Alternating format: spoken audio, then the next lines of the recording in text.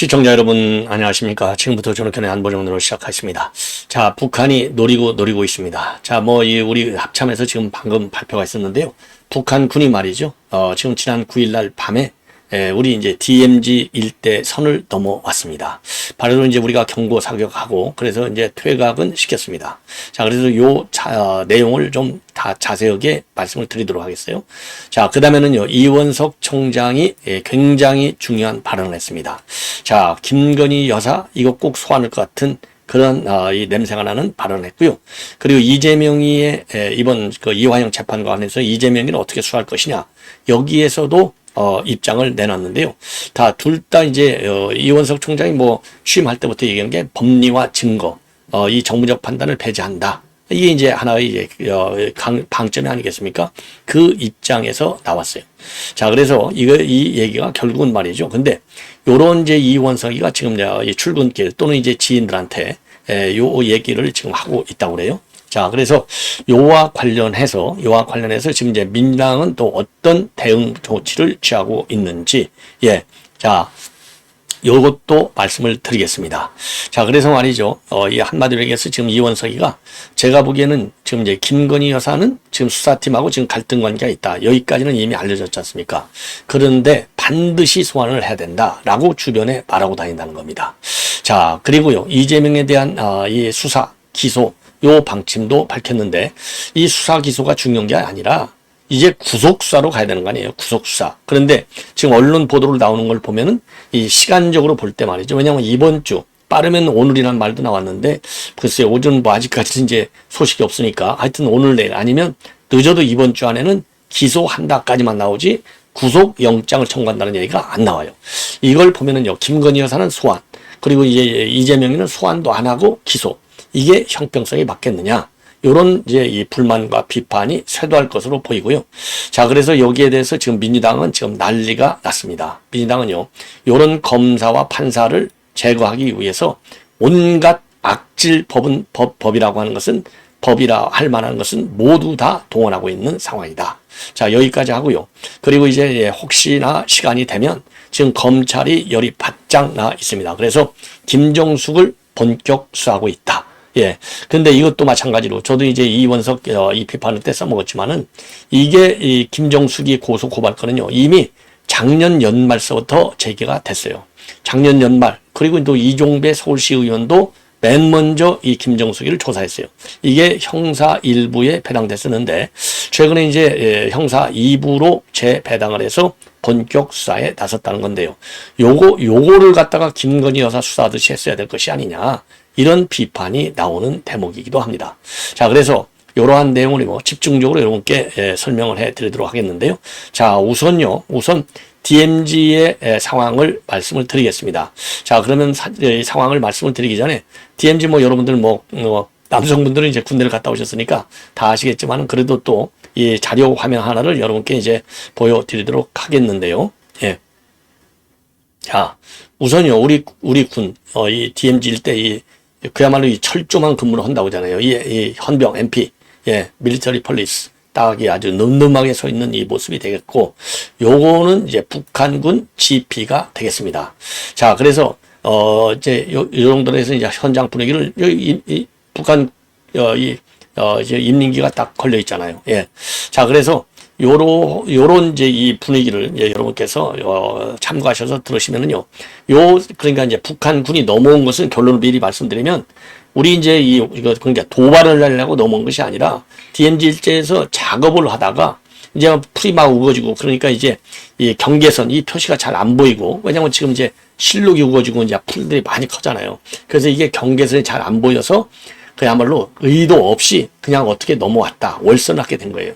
그러니까 우리 군에서 즉각 경고 방송을 하고 또 경고 사격을 하고 그러니까 이거 우리가 넘어갔구나. 알고서 별도의 반응 없이 그냥 바로 퇴각을 했다. 요게 지금 우리 합참에서 발표한 공식 내용이 되겠습니다. 자, 그런데 이렇게 순진하게만 볼 필요가 있겠느냐. 예를 들어서 우리가 공작하잖아요.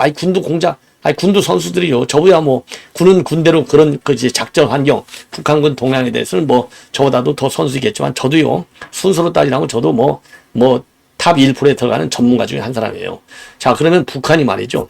지금 이제 심리적으로, 지금 이제 우선 풍선을 통해서, 일단, 대한민국 교란을 노렸지 않습니까? 민심 혼란을 노렸어요.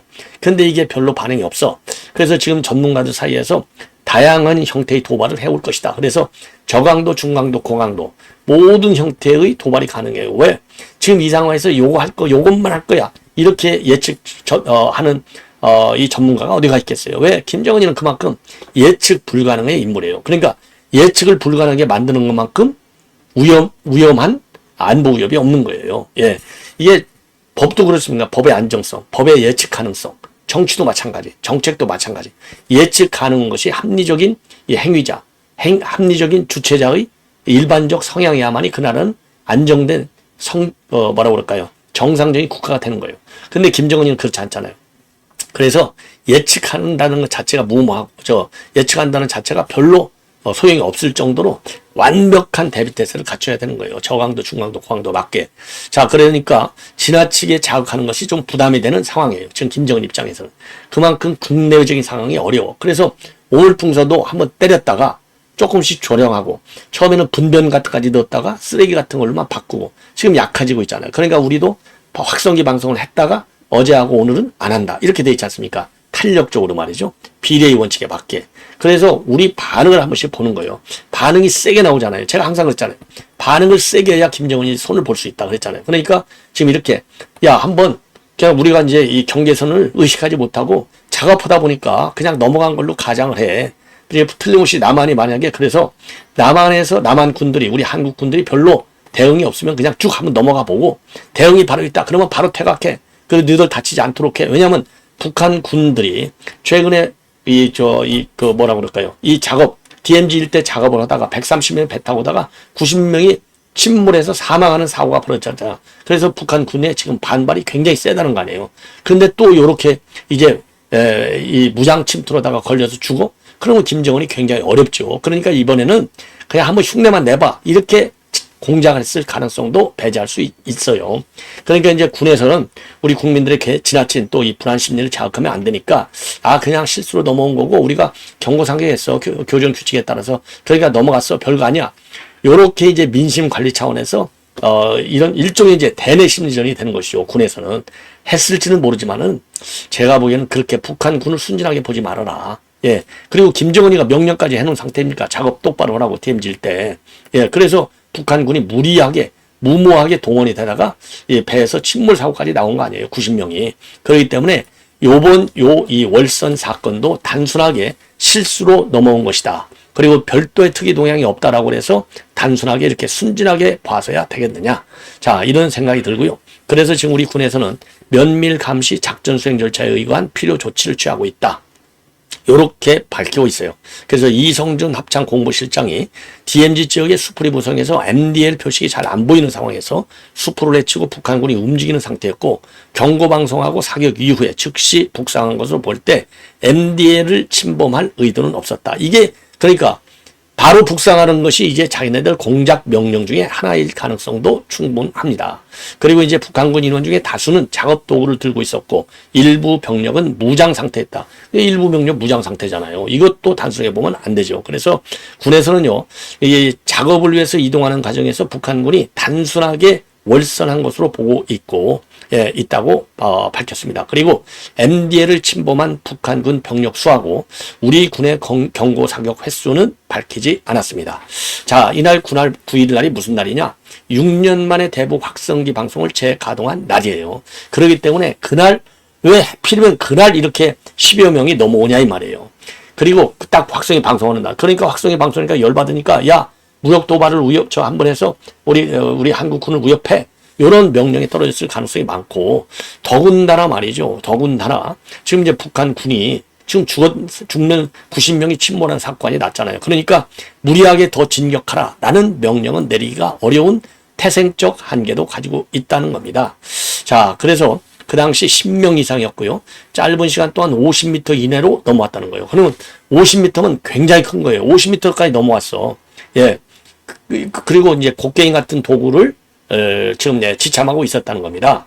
자, 이런 걸로 볼 때, 자, 9일날, 하필이면 9일날, 대북 확성기 방송을 하는 날, 넘어온 거리도 50m나 되는 날, 예, 그리고 지금 예, 북한군에 대한 예, 비무장지대 활동, 이런 걸 잘 하라. 이렇게 김정은의 지시가 떨어졌다고 하는 점, 이런 점들을 볼 때 이거는 도발 시도다. 저강도 도발 시도다. 이렇게 저는 판단합니다. 자, 이거는 이제 이 정도로 말씀을 드리고요. 자, 이번에는요, 이원석 검찰총장의 아침 출근길, 그리고 그동안의 지인들한테 밝힌 얘기, 요거를 종합적으로 말씀드리면, 김 여사에 대해서는 소환이 확실하다. 그리고 이재명과 같은 데는 수사와 기소이지만 수사와 기소는 불구속 상태로, 불소환 상태로 이루어진다. 요렇게 결론을 낼 수 있고요. 이러한 이제 검찰의 움직임에 대비해서 지금 민주당에서는 아주 최악질 법률을 지금 만들고 있다. 이렇게 결론을 낼 수 있습니다. 자, 그래서요, 오늘 이제 아침 출근길에 기자들한테 이제 기자들이 질문하니까 김건희 여사 소환에 대해서, 왜냐면 어제요, 권익위에서 죄가 없다. 이렇게 종결 처리했잖아요. 그러니까 기자들이 이제 제가 그랬잖아요. 이게 검찰에도 영향을 줄 것이다. 왜냐면 권익위도 중요한 국가기관인데 거기에서 혐의 없어. 왜? 이건 뭐, 청탁금지 김영란법에 받은 사람은 처벌할 근거가 없잖아. 딱 이렇게 이제 얘기했지 않습니까? 그러니까 그 법률대로 무혐의 처벌해서 종결 처벌을 한 거예요. 예, 그러니까 이것도 뭐 이 검찰에도 참고가 되겠죠. 그래서 영향을 줄 수 있다. 그랬는데 검찰은 검찰대로 지금 수사 일정을 차질 없이 진행하겠다. 예, 수사 일정을 차질 없이, 수사 일정에는 소환도 포함된다는 얘기죠. 그 다음에 중요한 말 중에 하나는 증거와 법리대로 하겠다. 요 두 말을 한 겁니다. 자, 그리고 또 지인들한테는요, 소환하겠다라고 얘기를 분명하게 했다는 겁니다. 자, 이게 참 큰일 났네요. 참 검찰총장이 이러고 나오고 있으니. 그러니까 제가 또 그랬잖아요. 아니, 이 김정숙이는 어떻게 작년 연말에 이게 이제 배당이 됐는데 형사일부에 여태까지 뭐하고 앉아있느냐. 그럼 김정숙에 대해서 이원석이는 말 한마디 한 적이 있느냐? 없다 이겁니다. 예. 그래 놓고 왜 김건희 여사만 이렇게 물고 늘어지느냐? 그 점에 이원석이는 욕을 먹어야 싸다. 제가 그렇게 말씀드리지 들었지 않습니까? 자, 그래서 김 여사 소환과 관련해서 대통령실하고 갈등선이 불거지는 것이냐? 요렇게 물었어요. 예. 그랬더니 다른 고려 없이 증거대로 그리고 법리대로만 한다면 그러한 일은 없으리라고 생각한다. 그리고 그렇게 기대하고 있다. 그 다음에 그러면 김 여사를 여러 번 소환 조사하는 것이 검찰에 부담이 되느냐? 이렇게 질문하니까요. 구체적인 수사 일정은 수사 진행 상황에 따라서 협의해서 차질 없이 진행하겠다. 이렇게 얘기를 했습니다. 자, 그러면서 말이죠. 그러면서 최근에 주변에는 뭐라고 얘기하고 있느냐? 국민들은 검찰이 법리뿐 아니라 시시비비를 가려주기를 바랄 것이다. 반드시 소환이 이루어져야 한다고 생각한다. 반드시 소환이 이루어져야 된다. 이렇게 얘기를 했다고 하는 겁니다. 자, 그리고요, 이재명 수사와 관련해서, 뭐라고 얘기하고 있냐면, 이재명에 대한 수사, 기소, 방침도, 시사를 했다는 겁니다. 자, 그래서 어제 저녁에 판결문이 공개가 됐는데, 어제 저녁 늦게 판결문이 공개가 됐는데, 일각의 잘못된 주장과는 달리, 일각이 이제 민당에서 얘기하잖아요. 국정원 문건을 유죄 판결의 주요한 근거로 삼고 있다는 것이 판결문 분석 결과 나왔다. 수사와 남은 공소 유죄에 대해서 사건의 실체가 명확히 규명되고 그에 따르는 책임이 엄중히 물어질 수 있도록 최선을 다하겠다. 그러니까 여기에 대해서 말이죠. 구속할 의사가 있으면 구속이라는 단어도 워딩도 끌어내야 되잖아요. 그런데 이원석의 입에서 단 한 번도 이재명과 관련해서 구속이라는 말이 안 나왔어요. 자, 그런 걸 보면은 구속영장 청구는 이미 머릿속에서 배제한 것이 아니냐. 그래서 이제 여기서 책임이 엄중히 물어질 수 있도록 이 얘기는 기소 조치를 빨리 하겠다라는 말로 해석이 됩니다. 그리고 진영과 정파, 정당 이해관계를 떠나서 어떠한 고려도 없이 오로지 증거와 법리에 따라서만 수사하고 처리를 한다. 그런 원칙을 확실하게 지키겠다. 이렇게 얘기를 했습니다. 그리고 이제 민주당에서 지금 난리를 치고 있잖아요. 수사검사 탄핵하고 특검법 만든다, 탄핵한다, 이렇게. 요거와 관련해서 특검을 통해서 검찰의 사건 조작의 실체를 명명하게 밝혀내겠다. 지금 지금 민당에서 이런 얘기가 나오지 않습니까? 그래서 이제 특검법도 만들고, 그리고 특검법을 윤석열 대통령이 거부권 행사하면 그 검사 특검을 못 하잖아요. 그럴 경우에는 탄핵하겠다라는 것까지 나오고 있고요. 그리고 또 법 왜곡죄를 형법에 신설하는 방안까지도 지금 넣어서 판사도 이거 한번 이 사법 심판에 세우겠다. 이게 민주당의 생각이에요.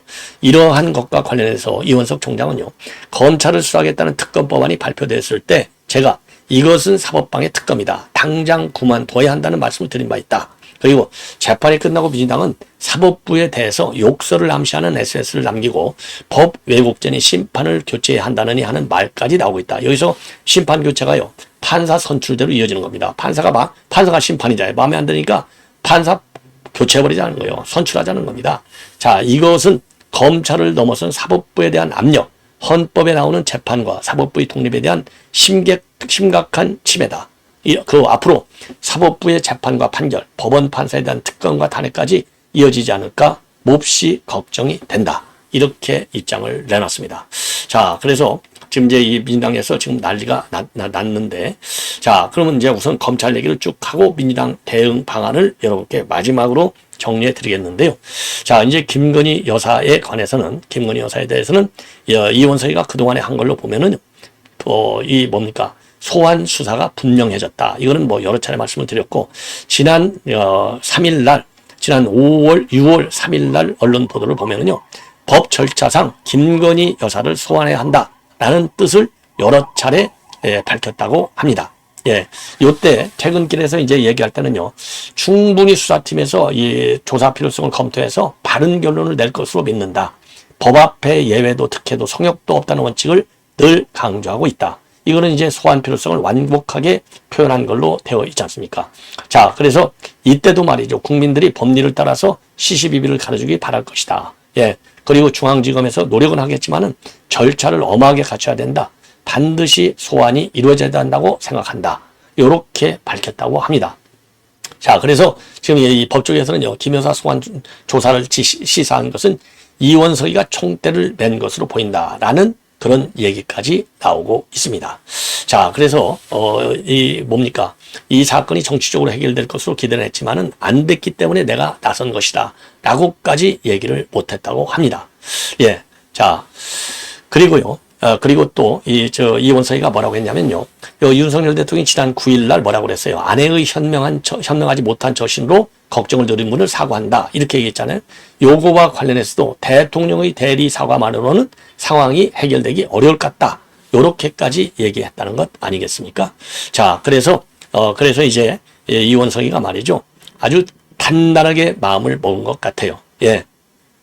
그리고 이제 이 주가 조작과 관련해서도 새로 불거질 것은 없는 사건이지만은 중앙지검이 수사가 필요하다고 판단하고 있는 거니까 수사팀에 따라줘야 하지 않겠느냐. 주가 조작도 그다음에 디올백 사건도 원칙에 따라서 엄하게 수사해야 한다. 이런 얘기를 지인들한테 했다는 겁니다. 자, 그래서 문재인 정부 때 2020년 4월 고발돼가지고 4년 넘게 수사했기 때문에 새로 나올 혐의는 없지만 법적 절차는 맞춰야 수사를 종결할 수 있다. 이렇게 법조계는 이 말을 해석하고 있다는 겁니다. 자, 그런데 문제는 뭐냐? 주가 조작과 관련해서는요, 지금 이원석 검찰총장의 수사 지휘권이 배제되어 있는 상태이기 때문에 여기에 대해서는 이원석이가 지휘를 할 수 없다는 것입니다. 자, 그리고요, 이화영 특검법에 대해서도 강하게 불만을 표시하고 있다고 그래요. 도둑이 경찰을 잡자고 하는 거 아니냐? 이화영 사건은 재판에서 유죄가 선고되면 재판 특검을 해서 왜 유죄 판결이 났는지 따지자고 할 것이다. 그러면서 트럼프 수사했다고 해서 트럼프가 공화당 다 모아서 특검 임명해서 배심원하고 검찰청 특검하자는 소리 아니냐? 이런 불만을 내보였다고 합니다. 예.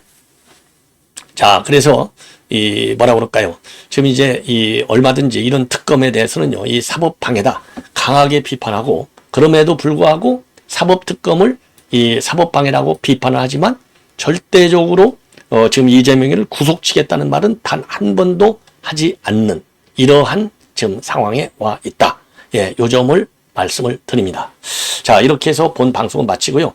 또 이어지는 방송을 통해서 이 김정숙 관계, 그리고 이제 판사 선출 때 관련된 민주당의 대응 동향, 요거는 제가 별도로 설명을 드리도록 하겠습니다. 시청자 여러분, 계속해서 저희 방송 많은 시청을 부탁드립니다. 대단히 고맙습니다.